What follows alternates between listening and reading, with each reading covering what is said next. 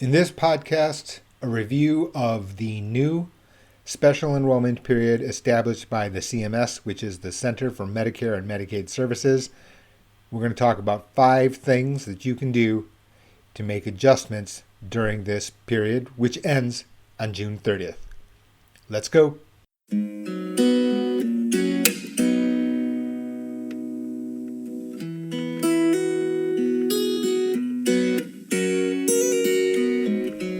Hi everybody, my name is J.O. I'm the author of Maximize Your Medicare, Qualify for Benefits, Protect Your Health, and Minimize Your Costs. The official website for the book, www.maximizeyourmedicare.com. You know, on the front page there, you can click on Ask Jay, and the last podcast, I answered 3 questions that have been sent by letter by people from around the country. You can send yours privately, and I will do my best to respond to you directly within 24 hours. There is no cost for this, and for those questions that I think have wide appeal, maybe used as an example, I will keep your name, of course, confidential. You know, it's last thing before we get started, which is that in addition to the website for the book, is that you do need to keep updated here. And, you know, sometimes I see that people have listened to old podcasts who are multiple years old. The reality is that there have been tweaks, there have been adjustments to these rules, modifications. The conclusions from 3 years ago may not be the same as they are today. That's the very nature of what's going on in Medicare. And there's a whole long list of reasons why this is the case. And it's not necessarily negative. For example, if you compare Medicare Advantage from 5 years ago to today, you will find substantial improvements in benefits and costs for Medicare beneficiaries. So let's get started. So what happened is that as a result of COVID-19 and the pandemic, there have been this idea of Medicare Special Enrollment Period. And this usually happens when there's a disaster, a natural disaster, like an earthquake or, a hurricane, for example. When these types of things occur, that certain locations get granted a special enrollment period specific to that location.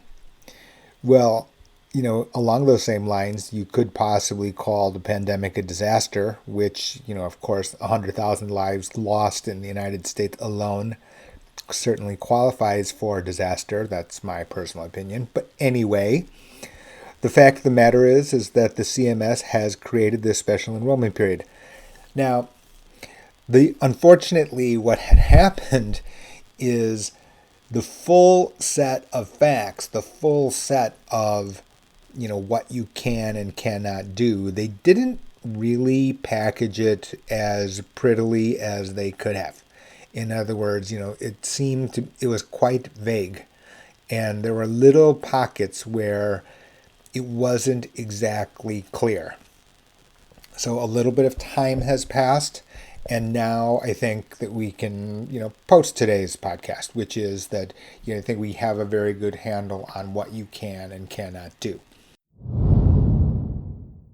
The first thing you can do is you can change your Medicare Advantage plan, meaning that if you are a current enrollee of a Medicare Advantage plan, you can change it. You can change it once and change to a different Medicare Advantage plan. Now, the people say, okay, why would I want to do this? Some people might ask you, well, why would I ever want to change my Medicare Advantage plan even mid-year? Well, there are a lot of reasons, actually, a very long list of reasons. The first of which is that you find out that your plan has changed in a way that doesn't suit you as well in 2020 as it did last year. What are simple examples of this? You may have found out that the formulary had changed, meaning the approved drug list. You may have found out that your network or that a particular favored provider, your favorite specialist, for example, has gone from in-network to out-of-network. And if you had an HMO, you would be faced with the entire cost of going to your specialist, your favorite specialist, who is now no longer in network but is defined as out of network. These would cause problems. In other words, the benefits of your plan may not be as fitting for you. A last one would be, maybe that the benefits at another plan, even if the networks and the prescriptions were all kind of the same, that the benefits at a different plan may be better for you, in the sense that the copays could be lower, the out-of-pocket maximums could be lower, for example, the deductibles lower. This is common. Okay, and people say, like, well, if I just stay with my plan and I never wasn't affected by it, well, I'll just leave it alone. That really isn't the point. And the easiest analogy, and maybe, the closest analogy I could bring to you is the following: is let's just say you had a 2016 model year Camry. Okay, and it performed perfectly well. Toyota Camry, high quality car, allegedly. Not my favorite, but that's fine. That you say tomato, I say tomato. That's fine. But now it's year 2020, and you have the right to change to that new model, or you can change to, I don't know, Nissan Sentra, Honda, what is it? I guess Hyundai or Honda Accord, certainly, Hyundai Sonata.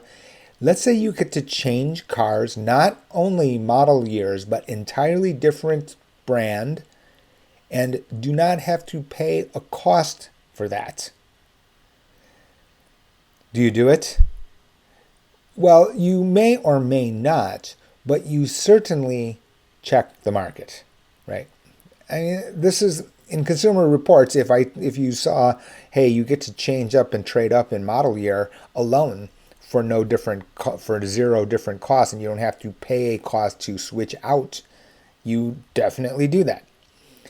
Under Medicare Advantage, the stunning high percentage of people never change.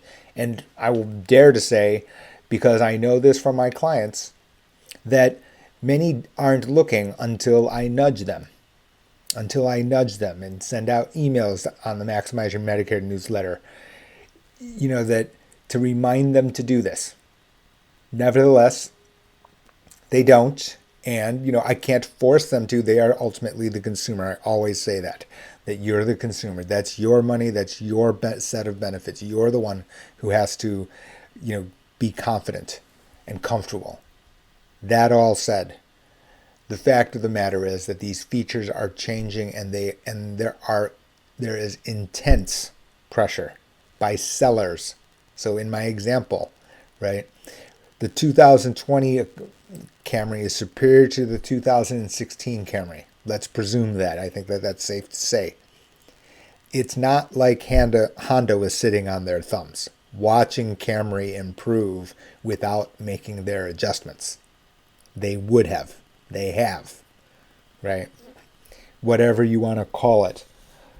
The force of the market, competition, the huge Medicare market, has provided strong incentives. So strong, in fact, there are new entrants, new Medicare Advantage sellers, carriers, insurance companies entering markets. They're not exiting markets, they're entering markets. That should tell you what you should need to know, that they are highly motivated to try to win your business, and they have done so effectively by improving their benefits in one way or another. This is your time. You can do that. Normally every year this ends on March 31st. Not this year. You get the second quarter as well, June 30th. You can make the change once. The second one is that for those persons who are totally unsatisfied with Medicare Advantage, you can cancel your Medicare Advantage plan and return to original Medicare, which is Part A and Part B. And we'll get to the prescription portion in a moment. Who are you? Well, for some of you, for example, you just don't get the networks to work, or the copays, etc., the coverage of Medicare Advantage is completely dissatisfactory to you. It is possible.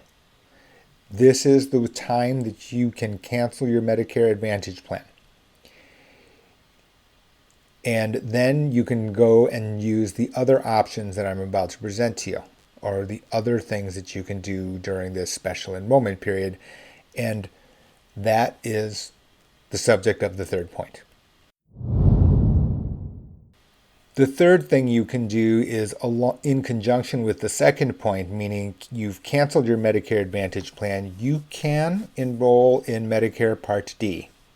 That's no problem, and that's kind of necessary because in many cases, if you've had a Medicare Advantage plan, you've had a Medicare Advantage plan which included prescription drug benefits. Well, if you cancel your Medicare Advantage prescription drug plan, then you will have no prescription drug benefits.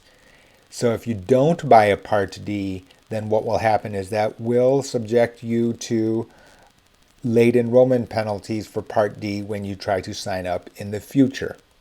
CMS is keeping track of the fact that you are having continuous prescription drug coverage. Okay? So while you can exercise your right of the second point, which is you can cancel your Medicare Advantage plan, the third point kind of has to work hand in hand, which is that you can and probably should enroll in a Part D plan. There are exceptions to this. There's always exceptions, right? I'm giving you rules. If you have special situations, you can contact me. But what is a very largely known one? Well, if you have your prescription drug benefits paid by the Veterans Administration. Okay, that is kind of like the very largest population in the United States as an example of those people who may want to have original Medicare, but don't have or don't require prescription drug benefits because they get them provided by the VA. The fourth thing that you can do here is that you can apply for Medigap during this period if you followed along with steps point 2 and point 3. For example, let's just say that you wanted to move and that you didn't want to deal with the hassle of identifying another Medicare Advantage plan in your new location. Maybe your networks are so fragmented in where you live that you cannot find the good combination of networks to kind of create a single structure within Medicare Advantage, which fits all of your doctors, your specialists, your clinics, hospitals. In theory, that is true. Maybe you don't like the fact that you get nickeled and dimed, meaning that you get co-pays for your x-rays or CT scan, and then a separate one for blood work, etc., etc. These are reasons that people generally do choose Medigap when they do choose it. And so this is that window which opens up, meaning that the third point, which is that you can cancel your Medicare, you can buy a Part D, along with this one, allows you to have Medicare Part A, Medicare Part B, a standalone prescription plan, which is Medicare Part D, along with a Medigap plan. Now, a very, very important word of caution. In a way, if this is the path that you want to pursue, it's really, really important to first get accepted by Medigap.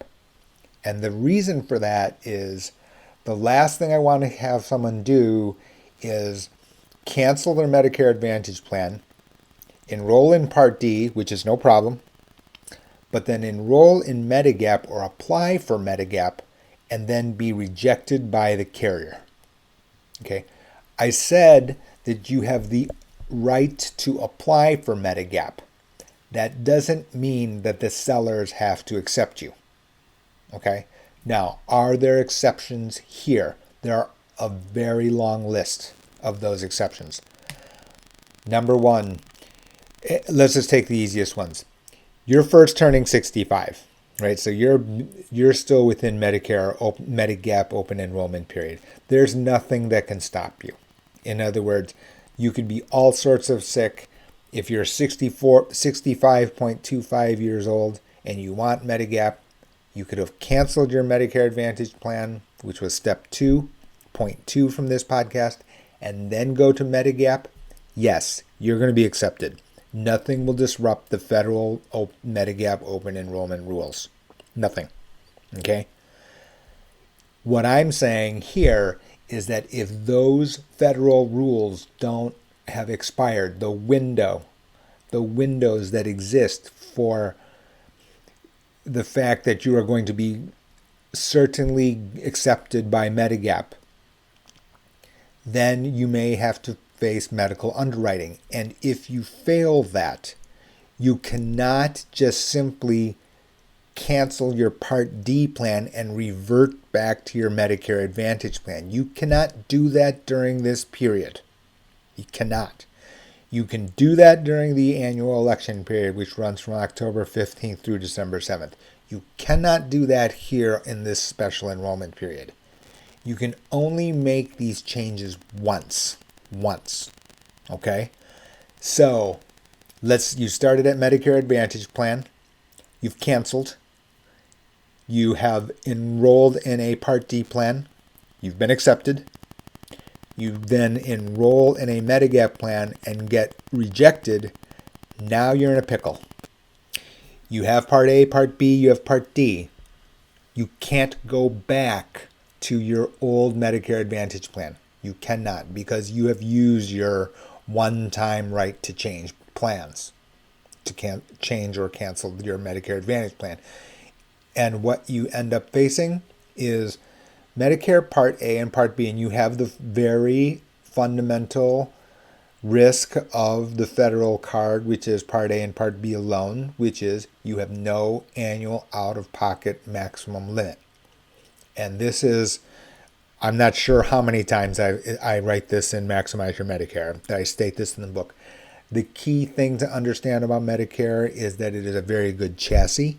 It is not a complete chassis. And that's the reason number 1A, which is that if you continue to have medical cost, healthcare cost, if you continue to incur those costs, the federal card alone has no maximum limit. So in a very bad year, you break your knee joint replacement in March, knee joint replacement in August. Well, those are two separate situations that can be costly, and you end up having the costs keep running if you have only Part A and Part B.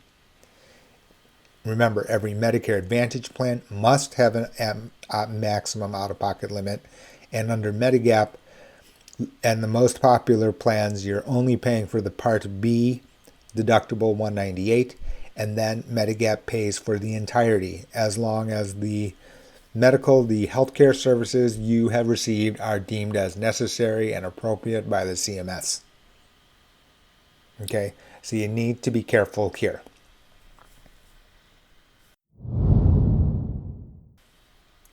The last point here is for those persons who have been delinquent for one reason or another.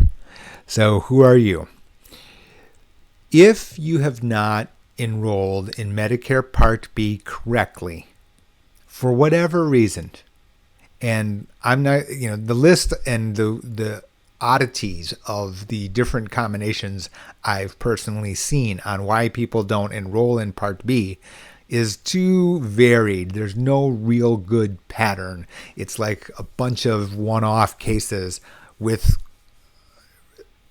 just reasons that don't really follow a pattern.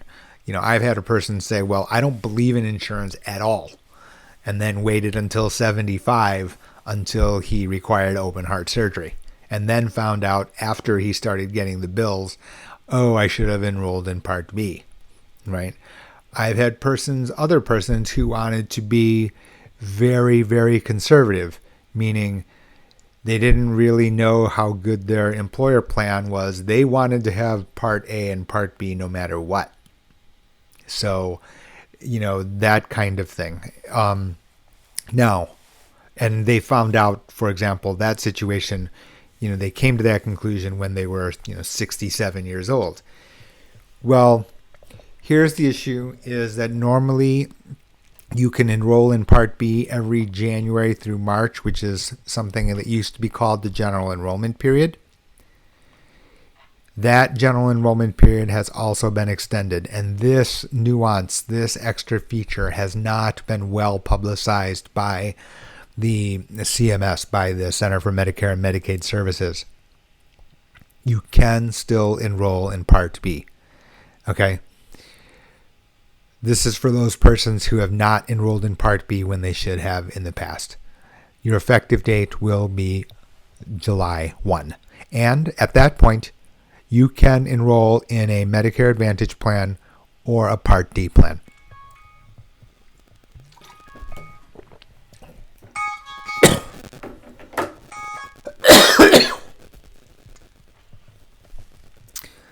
So I think that we can agree, should be self-evident to you, that these are some pretty flexible options that people have during the COVID-19 pandemic. They're, as all of these special enrollment periods, they are giving extra flexibility to consumers, not taking flexibility away, right? They are giving flexibility that did not exist under normal circumstances, which is kind of my point about trying to defang or demystify Medicare as a whole, which is people just think, well, it's this, it's not that, it's not this, it's not that, it doesn't do this, it doesn't do that. The reality is even though the rules are complicated, and they can seem complicated to many, once you actually understand the way they work, the only conclusion that you could draw, or not the only, but my main conclusion is that the consumers are well protected, meaning that your flexibilities are very greater than in other financial matters. Well, there's one last catch. It's not a catch. Well, there is one thing to remember. This kind of flexible window doesn't last forever. The deadline is June 30th of this year. June 30th of this year. It's not July 1st. It's not July 2nd. It's June 30th.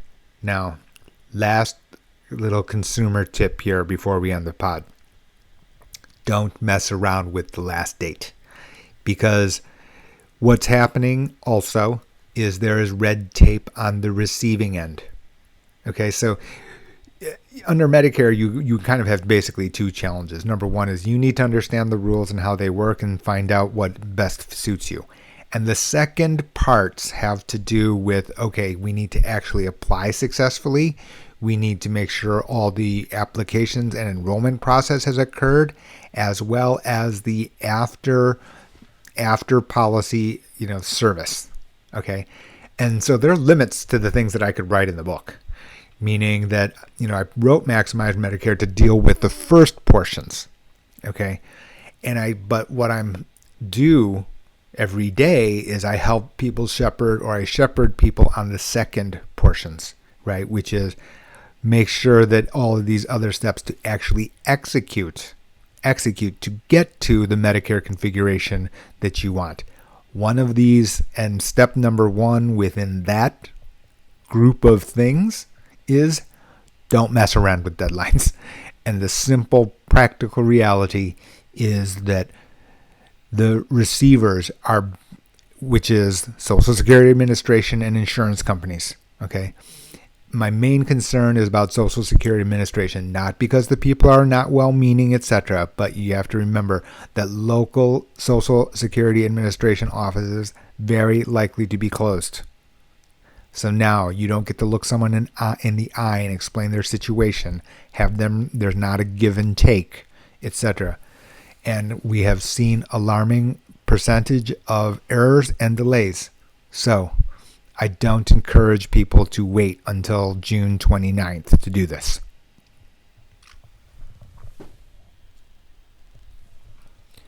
That's it for today. Be sure to go and subscribe to this podcast and give it a 5-star rating. It's important to get a high rating, apparently. I know nothing about this stuff, but from what I understand, The fact is that if there's a higher rating, that more people are likely to be able to discover this podcast. So be sure to subscribe. You can subscribe on Apple Podcast, Spotify, Google Podcast, anywhere you enjoy your podcast.